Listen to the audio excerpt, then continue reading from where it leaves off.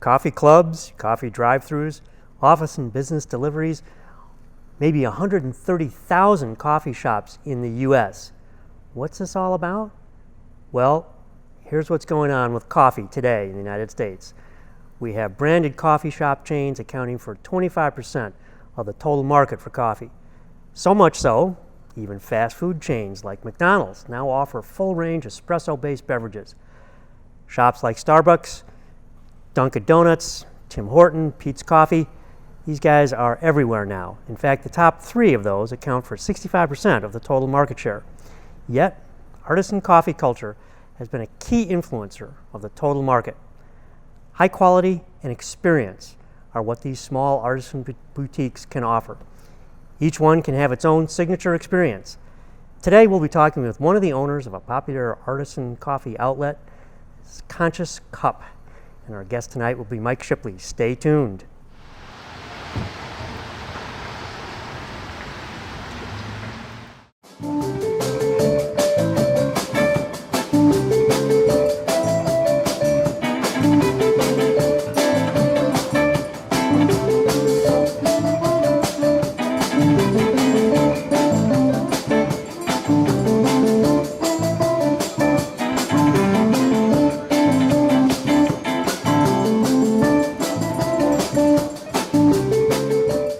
Good evening and welcome again to Public Perspective. I'm your host, Kevin McDermott, and our guest tonight, Mike Shipley, the owner, proprietor, and mastermind behind Conscious Cup Coffee out here in Crystal Lake. So, Mike, welcome to the show. It's nice to have you here. Thanks for having me.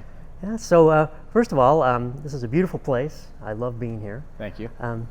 But I want to talk about a little bit of what we heard in the opening about artisan coffee and boutique shops. I mean, we see them everywhere. Certainly, I see them in downtown Chicago, see them out in my neighborhood. It seems like it's a movement of its own, right? So tell me a little bit about what drew you into this movement. Yeah, it's an interesting question. I think it was different 13 years ago than it is today. And when we opened in 2006, our big influencers were Intelligentsia in Chicago, which is a nationally renowned specialty coffee roaster. I've been there, yes. I'm familiar with them. And then Starbucks and Caribou. And I remember when I was in high school going out to the Caribou in Libertyville, and I think it's since closed, but getting really excited to get a mocha.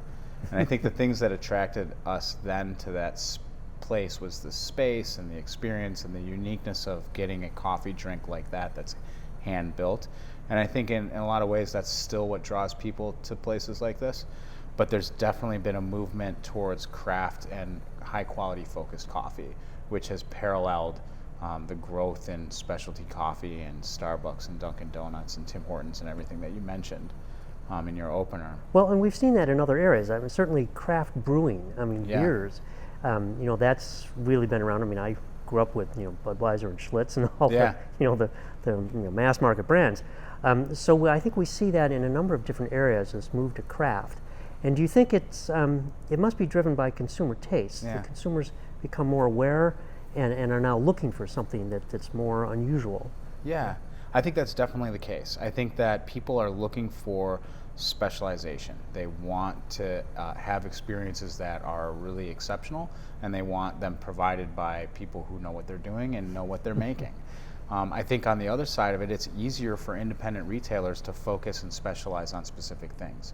It would be easier for us to open up a coffee shop and focus on just roasting and making really great coffee than it would to try to open up a dynamic donut, coffee, ice cream parlor like Dunkin' Donuts and blow it up and have 310 years.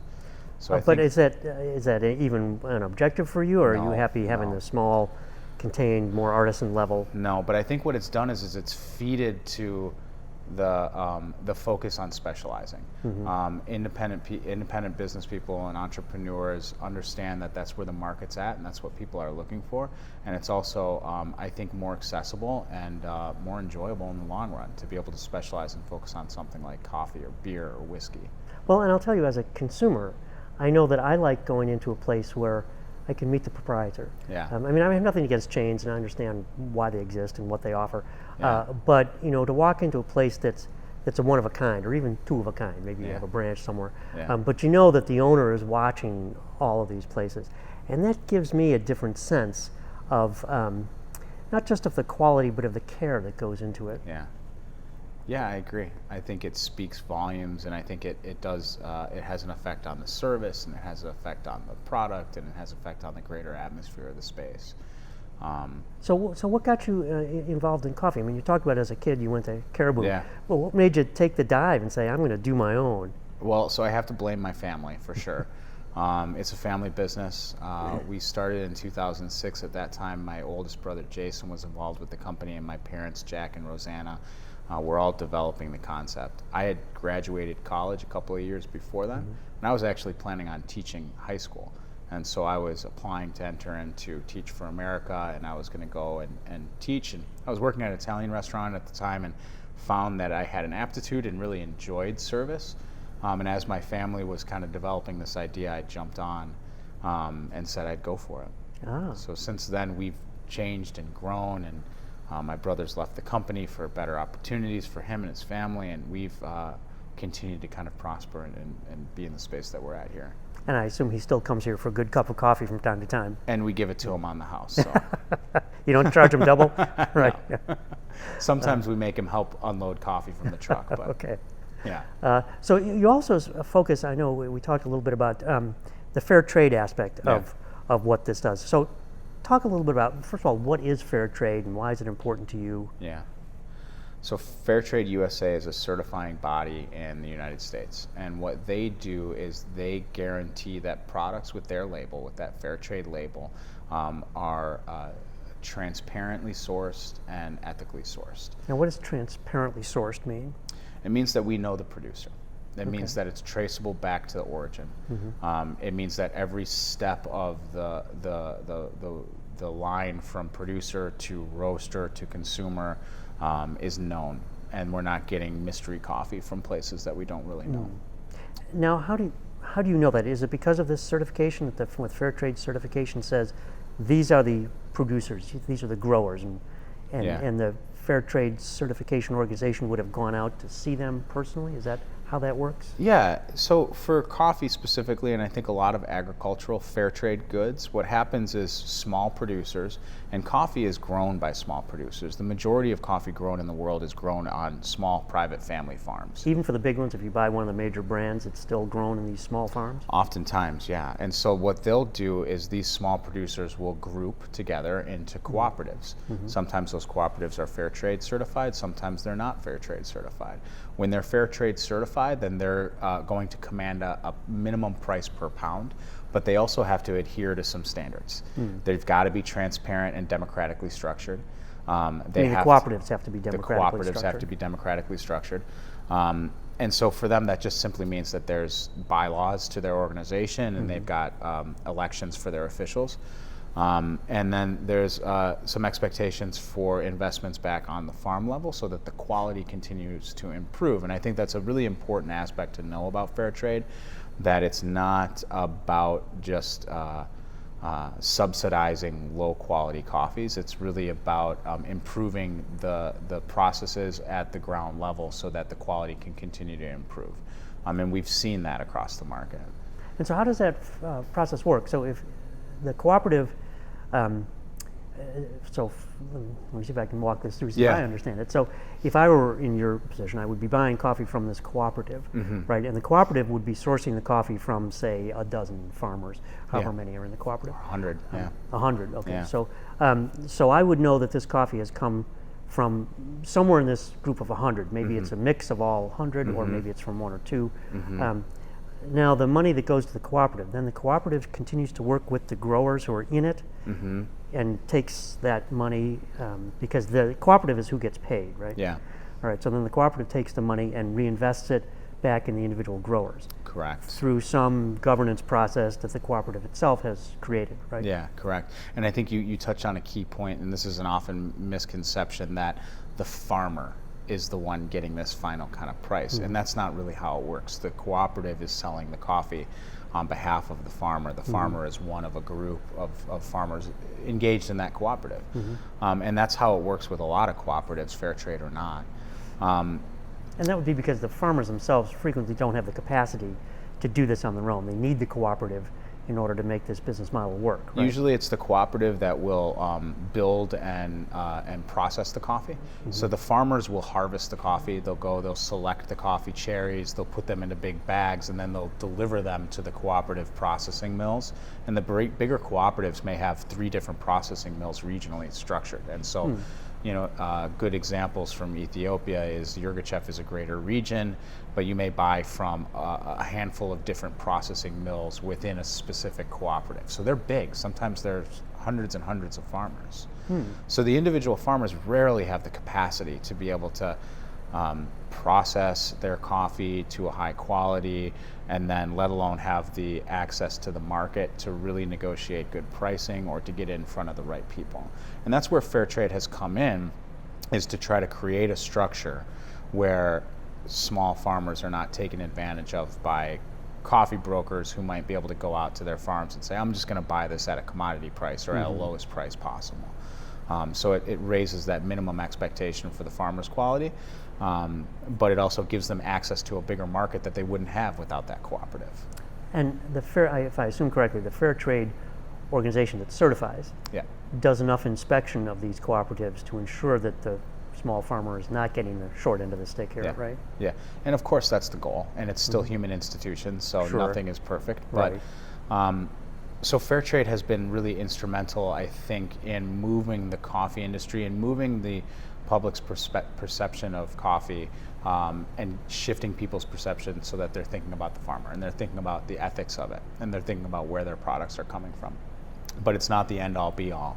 All of our coffees, all of our micro lot and most expensive coffees are typically not fair trade certified. So they're coming from smaller cooperatives, or they're coming from specific farmers who do have the means or do have the resources to process and to fulfill their coffee all in one. So what's the mix, if I were to come into this shop here, between fair trade and non-fair trade? Usually it's about 50-50. Okay. Yeah. So we like our fair trade coffees. We buy a lot of them. Our espresso blend and most of our house blends are all fair trade certified. So they're coming from 2 to 3, sometimes 4 different fair trade coffees. So we do buy a lot of fair trade coffees. But we also buy some really great micro lots from producers who are not engaged in those cooperatives, but are still traceable, transparent, and producing really high quality coffees and adhering to certain environmental and social standards within their community. So how would you know that? I mean, if they're not part of these cooperative, or if they're not fair trade certified, you're here in the U.S. And these guys are wherever they are in the world. How do you know that this, say, a micro grower, how do you know that they're adhering to these standards? So part of what works with the specialty industry is that traceability back to origin. So the importers that we're purchasing from have documentation of where these coffees are coming from, and they're physically going out to the ground to cup and evaluate and taste these coffees. Cupping is the word for the industry word for tasting and evaluating coffee. Okay. It's the thing that we all do. Pour it in the cup and see what it tastes like. Yeah. Right? Yeah. Okay. So there's a standard way to do that. So we're all kind of grading and judging coffee on the same way. But it's these importers who are providing traceability back to origin. And so it does come down to a trust with our importers, and that's why we've been buying from some of the same importers for over a decade. But there are other certifications. There's organic certifications, there's bird-friendly, Rainforest Institute certifications, Smithsonian Institute certifications, and so there's a lot of different avenues to kind of... Smithsonian, so it's historically important coffee? It must be, yes. Yeah. But some of them are unique to specific areas. You're not going to necessarily get a bird-friendly coffee, something that's grown under a canopy of trees in Kenya. And so we have different expectations for different regions about how they can grow their coffee within their ecosystem so that they're being good environmental stewards, but also working to stave off infestation or any other crop kind of problems that they might have. Do you think that this move towards more boutique growers and working with the cooperatives, working with the importers that you do you think that has improved the quality of coffee generally across the market? I think so. I think that what you've seen is you alluded to the influence of the specialty market, which is a much smaller segment of the market. I mean, if you think about globally, the best-selling coffees in the world are still instant coffees. So it's a little scary. I've had instant coffees. Yeah. We live in a little bit of a bubble here where we're really aware of the specialty side of the industry, but it does push the consumer perception of coffee, and it does push the retailers' own image of themselves. And so you see Dunkin' Donuts rolling out new espresso drinks and latte drinks, and they're trying to promote that because they're trying to position themselves counter to Starbucks, who is in some ways trying to position themselves counter to intelligentsia.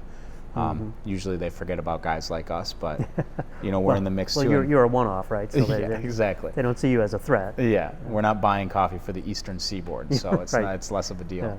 Yeah. But I do think that it's certainly improved the perception or the expectation of the consumer, and as retailers, we're all about trying to meet those expectations for our consumer. So, do you ever worry about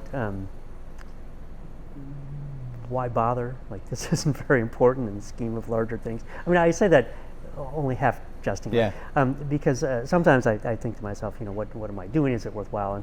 And Yeah. Is the world made better by serving a better cup of coffee? And do you ever wonder, like, gee, I like this and it's fun, but in the end, does it really matter? What purpose? Yeah. Yeah.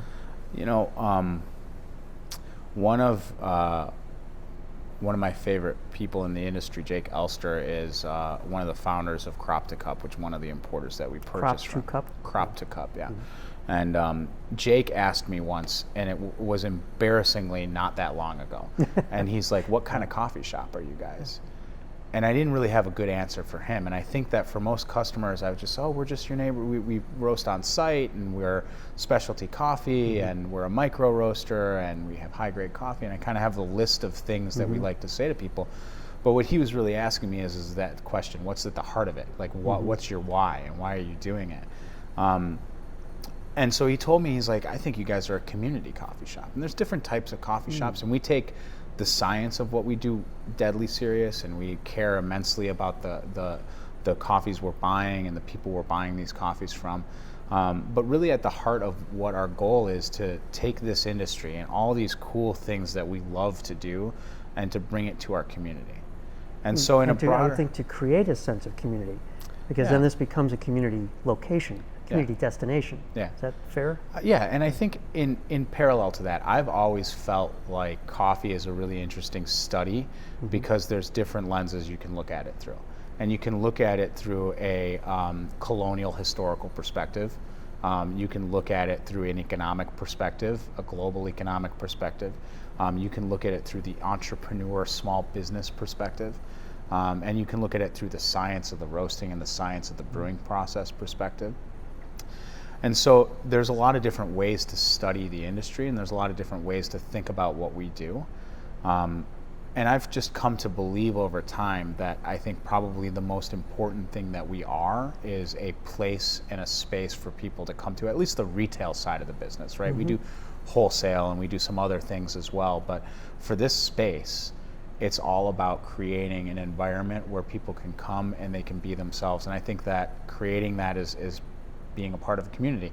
And I do find some value in that. And I think it is important. Well, I think that's, and you say it's important, and I agree. I think particularly in modern America, where there's lots of forces pulling us apart. Yeah. And with, we read about kids who spend too much time on their screens and they're being isolated from their companions. And so to build a new place that encourages community instead of encouraging isolation seems to have a profound social value of its own. Right? I agree completely. Yeah. We did something when we moved into this location.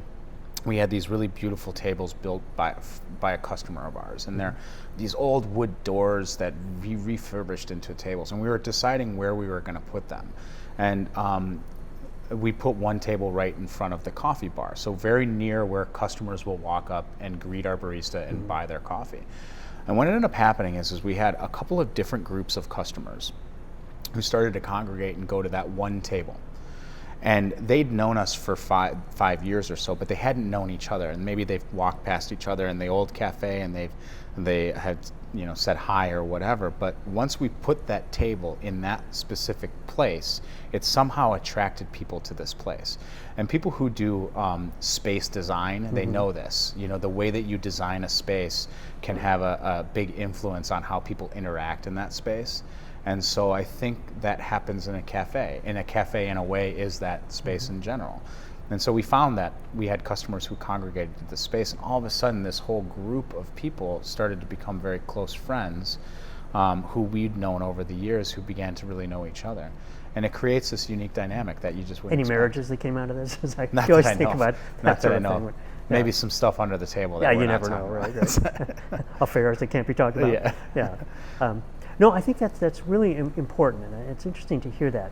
I know a lot of musicians, and sometimes I talk to them about, well, why do you bother to play? Yeah, it's fun and all, but what's the point? Yeah. And the answer that I get, the one that stuck with me at least, is very similar to this, and that is, look, we're giving people a chance to experience something that they enjoy, and it brings them together. And one of the things we've discovered with this musician group is that it's a common language, that strangers can come in, sit in, and you all know how to speak this language. So it creates this bond and this community that you wouldn't have had otherwise, and that is its own value. Yeah. Right? Yeah, I think so. So coming back to the business of the coffee shop, so how do you see this expanding? I mean, you've talked about the chains. You're apparently not interested in serving coffee to the entire Eastern Seaboard. No. So what are your goals with this operation? Yeah. So we have 2 locations now. So our second store is in downtown Barrington. It goes by Cook Street Coffee. It's still a Conscious Cup Cafe. It's the same menu.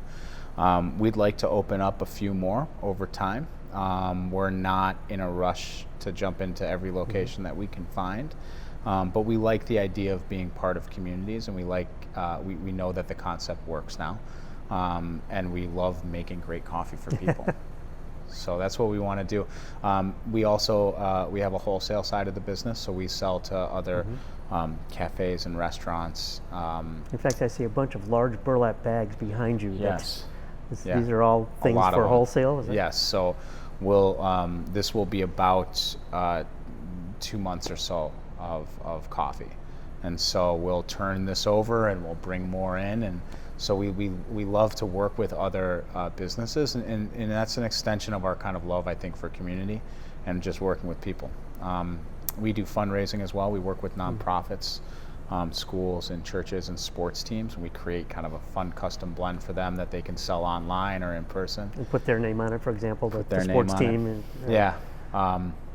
And then we do catering and events. So we go out into the community in a lot of different capacities. And we've got a wedding coming up next weekend. And we just had, what did we just have? We were at a school just the other day at a big science fair. And so we'll go and we'll set up espresso carts, and we'll set up cold brew coffee carts, and we'll send baristas out, and we'll make lattes and cappuccinos for the people. So we like that too. Get those high school students amped up on caffeine. Yeah. Can really talk about those science Well, experiments. millennials are drinking more caffeine than the generation ahead of them, and earlier than anybody else. So they like it. And maybe they'll be the most productive generation in history. Who knows? Who knows? We need it. Yeah, we could use that. Yeah. Especially the energy of young people to come out. And do you find that? Speaking of that, do you find that the customer base here? What is the demographic? Is it young, or is it getting younger? Do you see it shifting? That's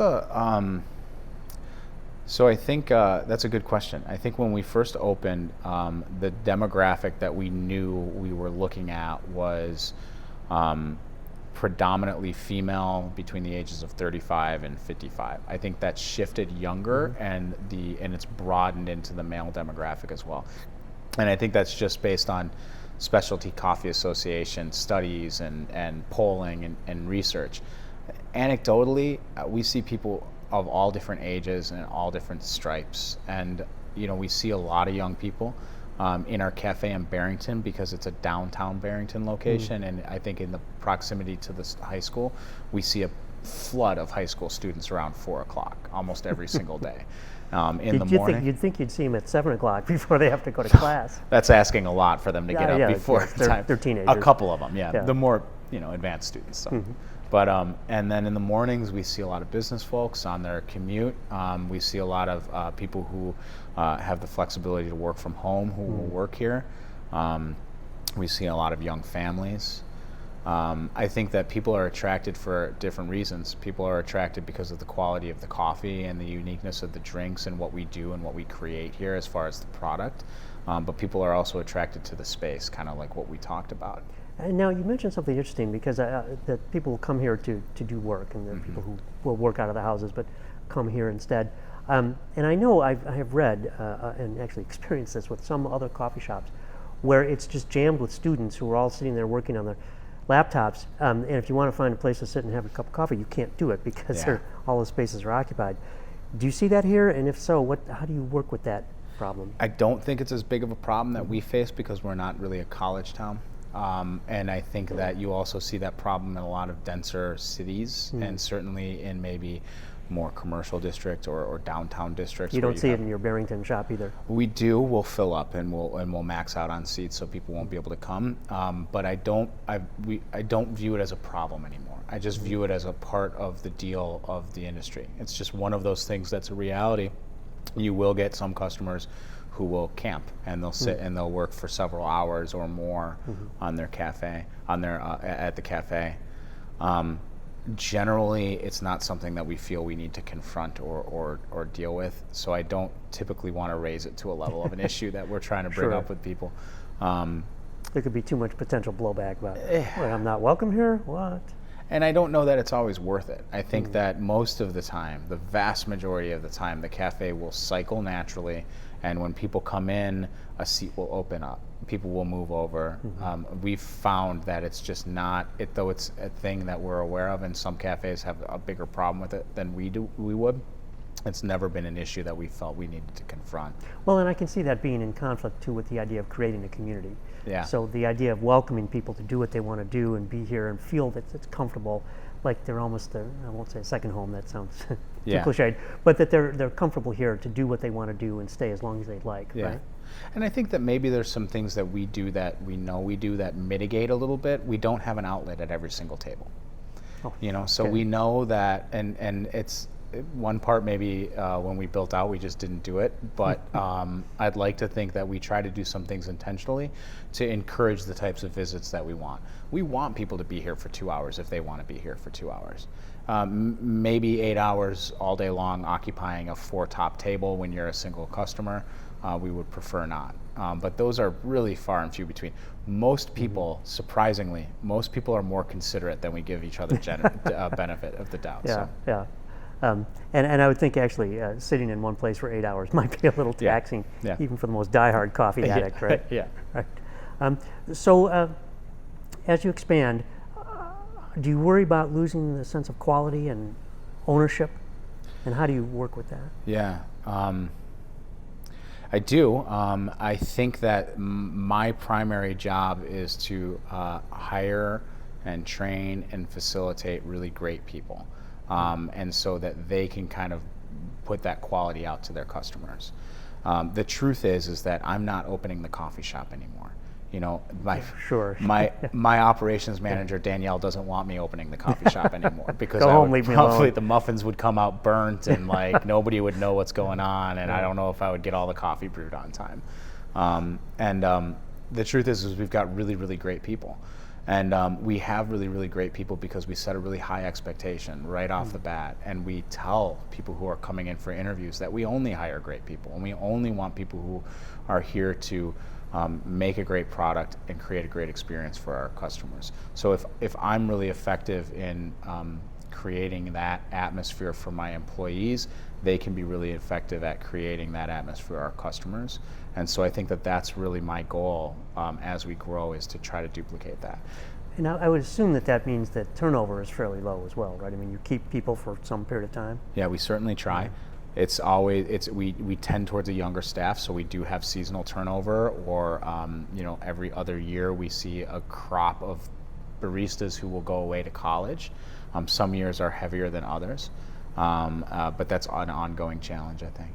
Well, Mike, believe it or not, we're out of time already. Wow. So I want to thank you so much for taking the time to be with us, and we'll come back soon and do another episode, and you might get to try your coffee. Yeah, I'd love that. Okay. Thanks, Mike. Thank you. We've been visiting with Mike Shipley from Conscious Cup, and I'm your host, Kevin McDermott. This is Public Perspective. You can see us every Saturday night at 8 on Comcast Channel 19, or find us on the web at publicperspective.tv. So until next time, thank you and good night.